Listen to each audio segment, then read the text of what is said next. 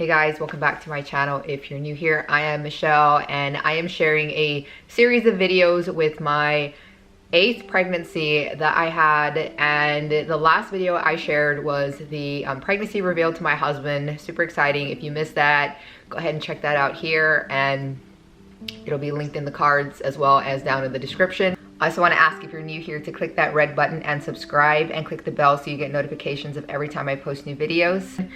And so today I'm going to share with you how my pregnancy went with this last baby, and it was pretty horrid. I ended up having Hyperemesis Gravidarum. I feel like it's a more well-known term now, and so I personally didn't know what it was, but this is the second pregnancy that I have had like this. I had one pregnancy that was similar to this one, and then I skipped a pregnancy. It was totally normal, just your normal morning sickness. With this pregnancy, what ended up happening was I found out I was pregnant, and then I made that video of sharing it with my husband, and I think within a matter of days, I fell completely ill. And it wasn't your normal morning sickness. This was actually, I was vomiting like 10 to 15 times a day. It was just anything I was drinking, anything I was eating, it was just coming all back up. And I would have these purple puke bags that I literally carried with me everywhere. I got them off of Amazon, and I'll share a link in the description if you're interested in them and maybe need them. But these were kind of my lifesavers for any time I had to get up and go do something away from my bed, or if I was in my bed. They were just very convenient. So once the sickness started, I have my OB checkup, but I actually had a midwife.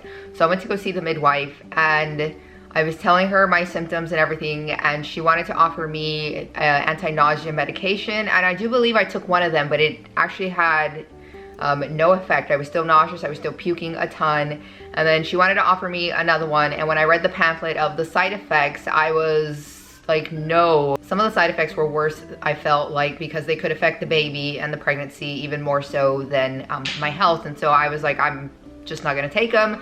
And what I was really disappointed in is, like, they knew how much I was puking and then offered no IVs or anything in the beginning. And so I go home and I continue my pregnancy like this, and I don't really reach out to them much because I feel like I told them the first time, they didn't listen. And if I told them again, I mean, they probably would have listened, but by the time I had got to that point where I was back home and everything, I had no fight in me. I could barely get up to go to the bathroom, barely get up to go, you know, take a shower, brush my hair and my teeth, even though these were things I knew I had to do. And I was puking so much. I had read before that if you brush your teeth after puking, you actually remove the protected coating on your teeth, and it can start to rot them even more. So I would not brush my teeth as frequent as some people might think you should if you know, you're puking constantly.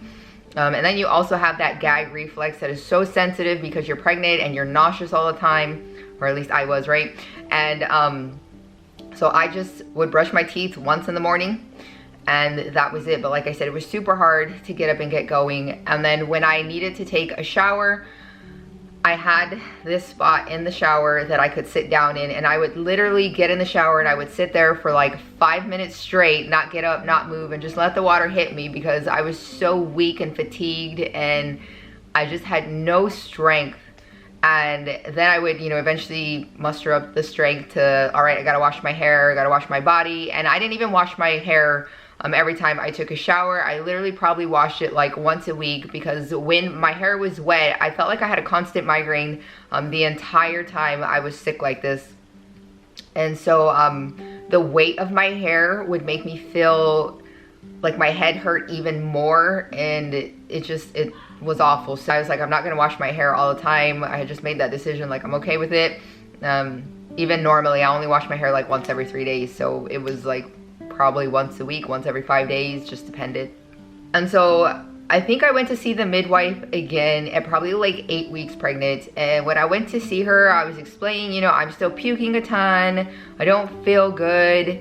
And she kind of just gave me this look like, I don't even know, like, okay, well, you know, make sure you're eating your crackers, make sure you're drinking some ginger ale, you know, all the things that they tell you to take, and all the medicines they say you can take and can't take, were, you know, that was the advice that was given. And I was like, you know, I've already tried all these things and it don't work. But that was still the only advice she gave me. So I went home and I was like this in bed, and I couldn't do my own research really because my head would hurt so much that I wanted to be in the dark. I didn't want any noise. I just wanted to be alone and just literally lay in the bed. And like I said, I had no strength. So there would be days sometimes, or you know, maybe a few hours where I actually would feel semi-okay. And at those times, I would try and do my research. I would try and, you know, go sit in the living room with my kids and just hang out with them. And that was how I interacted with my children. And then sometimes, even though I had the migraine, I would go into the living room. We literally blacked out all the windows and the rooms were dark. And I would lay on the couch, and Jedediah, my 7th baby, I call him my teddy bear baby, he would literally just lay in my arms, and that's how we would hang out. It was so sweet, so cool. It was so much comfort to me during this time because I feel like I was depressed too in some ways because I had no strength, no anything, and I was like, you know what, I'm just gonna have to take this one day at a time. Sometimes where I was just like, God, you know, this is just me and you, and I'm ready to die if that's what you have for me, because I felt like I was on death's door.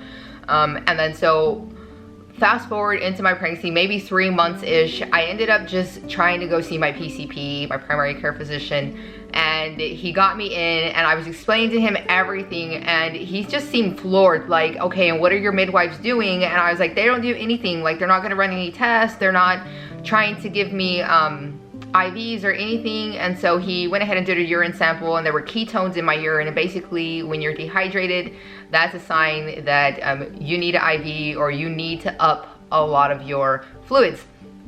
So he sent me over to the hospital, but he also told me before I left that he did not want to go over the midwives and try to treat me. So like that was all he could do. And of course I was upset. I was like, who cares about them? Like, I need help. I feel like I'm dying. And he was just like that's all I can do for you. So I go to the hospital, and when I'm there, like I said, I have my puke bag because I'm literally puking everywhere. And so I am pretty much mad because I don't want to be there. I'm tired, I feel sick, and the hospital for some reason had a really long wait.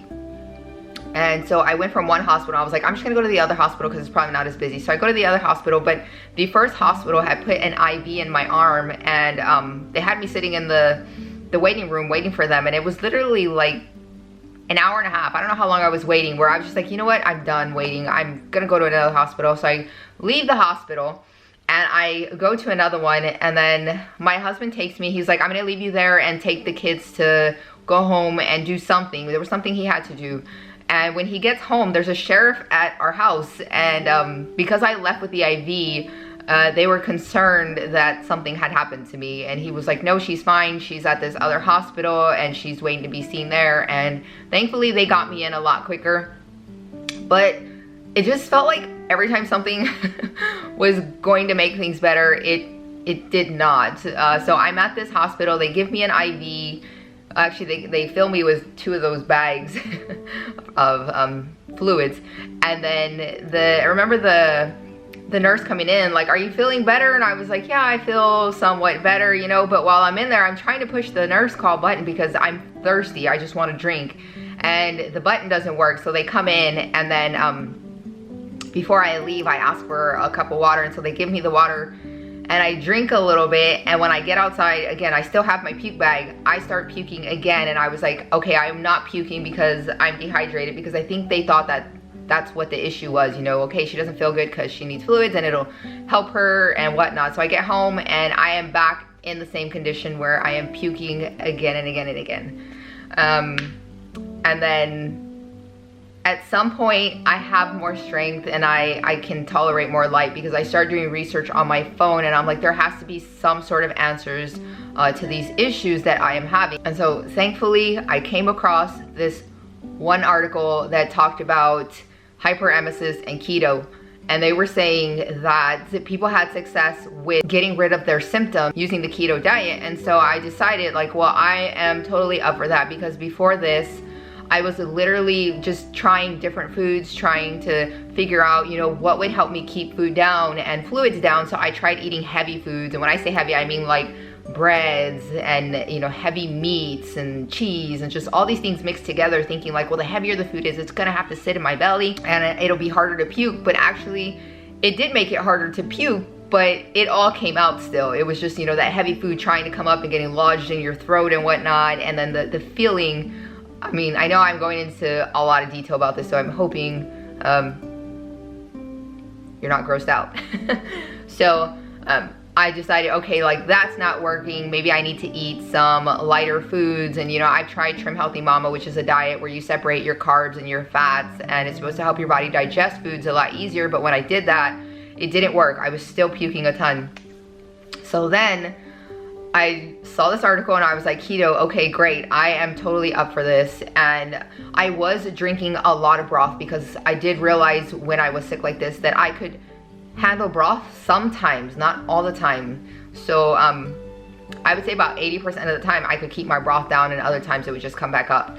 I continued my broth, but then I also was just eating meats, fats, and broccoli. And I think majority of the fat I got was probably from coconut oil on the broccoli as well as the skin on the chicken. And then I literally ate that for days, and I was super happy to eat that way because prior to this I wasn't keeping anything down, and all of a sudden my food was staying in my belly. I wasn't puking. I was still nauseous sometimes, but it wasn't enough for it to come up. And I kid you not, within like just a few days I started to feel some better, and it was like this relief from all these symptoms started to subside. But I think by the time I got to this point, I was probably close to 4 or 5 months pregnant. And I did think too, you know, when I was having these symptoms, you know, maybe I just get through the first trimester and I'm gonna feel better, everything's gonna be fine. But the first trimester came and went, and I was closer to 5 months pregnant by the time I started feeling better, because I was close to the time when I found out the gender of the baby.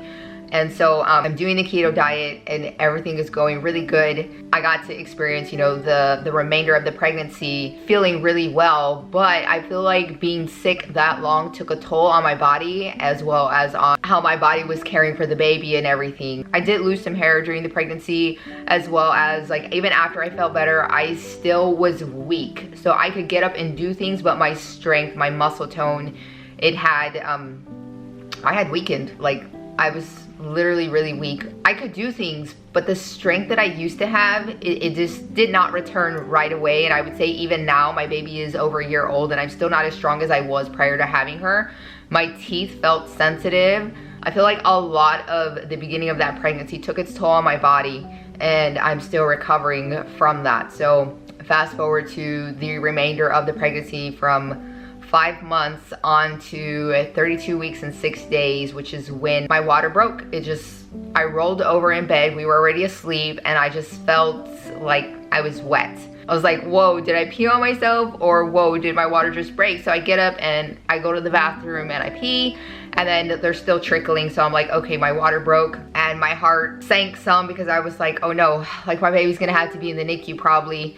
And I don't want to go through all this. And so I woke up my husband and I was like, hey, my water broke. And so he was like, oh, okay. So he gets up, he gets ready, we get ready. I don't have any contractions. So we go to the hospital and they check me. They're like, yeah, your water broke. And I'm just gonna save the story of the labor and delivery for you for my next video. So if you followed along this far, thanks for watching. And again, if you're new here, I hope you'll subscribe and click the bell so you get notifications. I do feel like there were some things that I could change if I were to get pregnant again, and that would be that I would ask for more help, because I kind of sequestered myself and was like, I just didn't want to be bothered, didn't want to talk to anyone. That's literally how I felt. But I was talking to my husband too, and I was like, you know, if we ever got pregnant again, I would need you to like be the one to step in and just say, I'm gonna call the doctor and I'm gonna make you an appointment, and kind of just force me to do things to be able to seek help and to have help, because I probably should have had IVs more than that one time, because like I said, I was puking literally like 10 to 14 times a day. It was so much. I'm not exaggerating at all. And there was that, but like I also have older kids, and I could have asked them like, hey, if you see me like this, you can call the doctor for me and say I need an appointment for my mom, and then orchestrate it with your dad and, you know, set me up to be able to go in there. Because when I'm that sick, I don't want to do anything. I don't want to talk to anybody. I'm literally in hiding. And there were days, like the times where I would have to, you know, go to my appointments, but I feel like mentally I was preparing myself weeks in advance, like, okay, you're going to have to get up this day and you're gonna have to go to the appointment and talk to the midwives and, you know, all that stuff. But like I said, I was preparing myself, and so I feel like mentally and emotionally I got ready for, you know, that 1 hour or 2 hours to be outside of the house, and then I would come back home and be back in bed. And like I said, I did have days where I would start to feel better, but those were days that I thought like, okay, this is a breakthrough, I'm gonna be better, everything's gonna be fine, only to go to bed that night or, you know, a little while later and wake up feeling bad again. And that was just kind of the cycle. But I feel like that was normal because, you know, like I said, I wanted to get through the first trimester and I thought I would be better. I was thinking about that when I would start feeling better, like, okay, this is where I'm going to start climbing up, all this nausea and this weakness and everything is gonna go away. But it didn't. It was like a roller coaster basically. You know, you have your ups and then your downs and your ups and then your downs, where I feel like I had way more downs than I did ups, so that lasted way longer. I think I basically tricked myself into thinking, you know, once you started going up, you were just gonna be better, don't worry about it, and don't call the doctor, you know, whatever. Because if I would have went and seen the doctors on those days too, they'd have been like, oh, you're fine, you're starting to get better, you don't need to worry.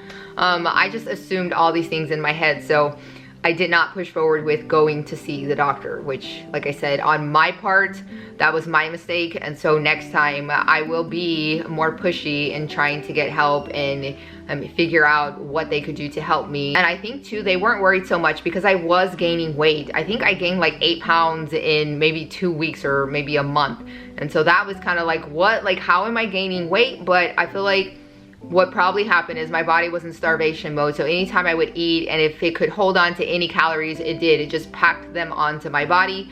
And like I was also in bed too, so I wasn't getting much exercise or anything. It's just, it totally is mind-boggling to me still. How in the world did I gain that much weight when everything literally ended up in my purple puke bags? I don't know. I do look forward to sharing this next video with you. I am a lot slower to getting videos out to y'all because I have a lot of things going on, but I am happy to just be able to produce maybe 1 a week. And if that sounds good to you, again, don't forget to subscribe, like this video, and share it with someone who you know may be going through this. And hopefully, you know, I'm making this video to help somebody else that is going through this, because what might work for me might work for you. It might not work for you, but because it did work for me, I feel like it gave me a lot of hope.